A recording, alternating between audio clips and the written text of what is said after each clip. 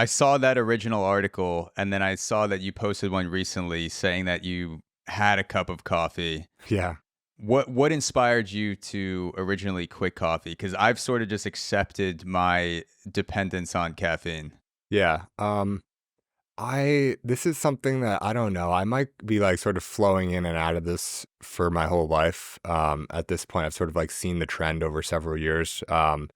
And what I mean by that is like, and actually that fits to this broader model of living that I think of a lot, which is sort of this concept of seasonal living. So it's not like, I'm going to quit coffee for the rest of my life. It's like, I'm going to take a year off coffee and then like, we'll see. Or I'm just going to stop drinking coffee for a month and then that turns into a year. And then after a year or after a year and 2 months or whatever the time is, you just sort of feel like, all right, it's, time for the next season. These sort of parameters and like circumstances in my life have changed. And now, like, I want a coffee, and I don't really remember why I wasn't drinking coffee in the first place, or I don't feel as strongly about it anymore, so I'm gonna go have some coffee. So, like, something like that, and just like this living more seasonally and less like, I'm gonna do this rigid schedule for the rest of my life, or I'm gonna do this no schedule living for the rest of my life, or whatever. Like, I think there's different chapters in life that call for different things, and I like being able to sort of like flow between things. So, anyway, with the specific case of coffee, um, I gave it up in October or beginning of October, I think, 2022, and didn't have a coffee and caffeinated coffee. I had a bunch of decaf, but didn't have a caffeinated coffee or really and no caffeinated tea or anything like that for about a year and a half thereafter, and so it sort of broke that no caffeine streak. I don't know, a few months ago or so, whenever I wrote that article or blog. And the reason I stopped in the first place was sort of like you said, you sort of accepted this dependency. I like the idea of like not having any dependencies, or at least having as minimal as possible. Like everyone's dependent on water, like nothing you can really do about that. Dependent on like stable temperature, but there's like very few actual like dependencies that are non-negotiable. And two of the most common dependencies that are more negotiable or sort of self-selected are at least in like sort of the drugs category, which is something I think about, which is, Mm. caffeine and nicotine. They're sort of viewed as like, well, I shouldn't really bunch them together even. Caffeine's sort of like on its own level where it's this socially acceptable thing. It's okay if you show up to a meeting in the morning and you're like, totally like groggy and like not sharp. And you just say like, I haven't had my coffee today, like apologies. Like the Yeah. fact that that's okay is so absurd compared to like, if you said that with any other drug, like you'd be fired, like literally on the spot, probably. Like, oh, I Yeah, haven't sorry, I haven't haven't had shot up my in the bathroom yet. exactly. Tied Sorry, off. haven't had my morning cocaine yet. Excuse me. I'm a little bit, not quite as sharp. I'll be there in an hour. Like that's Yeah. ridiculous. My Uh, hologram's blowing coke in the conference room, but personally, I haven't had it yet.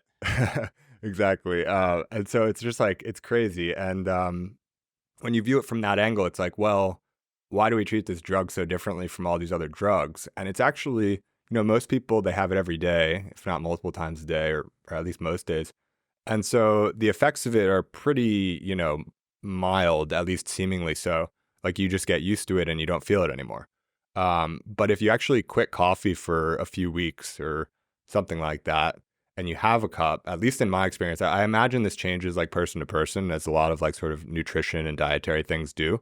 But for me, at least, like if I have a coffee, I haven't had a coffee in a few weeks, I will not only be like totally jazzed up for the day, but I will wake up early. I'll have trouble going to sleep, even if I have that coffee at like 7 a.m. I'll have trouble going to sleep that night, but Oh, like I'll, wow. I'll get down, I'll be okay. And then the next morning, I will wake up at like 4 a.m., like wired, like ready to go. Like the coffee's still going. Mm. And so it's like, Are it's you a prof. sure? Are you sure someone didn't spike your coffee with Adderall? Yeah, Or no, you could just be hypersensitive to caffeine also. I might be, but I know that a good chunk of that is just due to the non sort of, I don't have any tolerance from not doing it often. Gotcha. Yeah. Because when I start drinking it often, like, probably a couple weeks ago, I had it maybe 2 or 3 times. Probably at some point, I've mostly had it like once or twice a week since I started up again, but probably had it like 3 times at least one week. And like during those weeks, like it doesn't really hit that hard. Like it's probably close to what a normal person feels when they have coffee. Maybe it's like a little pick me up in the morning, but like not much. So like that tolerance like quickly comes back. But when you Mhm. have it on like a fully sober body or sober mind, whatever you want to call it, it's like it's a powerful drug. Not as powerful as other drugs, of course, but like it's pretty powerful. And just to like live your whole life on this sort of up and down of that ride, I basically like at some point, I don't know if I read something or heard it in a podcast or whatever, but this mental model sort of made sense to me where when you first have coffee, you get this big, you have this sort of like equilibrium in life, right? Of like where your energy levels are and stuff like that. And when you first have coffee, you get a nice little like rise above that. And then you come back down to the baseline when it wears off. And then, you have coffee again, it goes up and then back to baseline. And over time, that up gets not as high and the return to baseline starts going below baseline.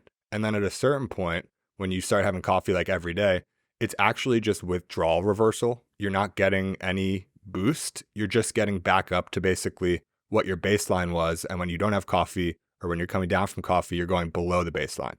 So I don't want to like freak people out. Like it's not that big of a deal. It's just coffee. Like I sort of like temper things a little bit. But that mental model sort of makes a lot of sense to me. And I'd rather sort of have my energy levels and things sort of like, hit peaks and troughs like more naturally based on sort of like exercise or enthusiasm for what I'm working on or, whatever it might be. And so like right now, this sounds kind of hypocritical because right now I'm drinking coffee once or twice a week.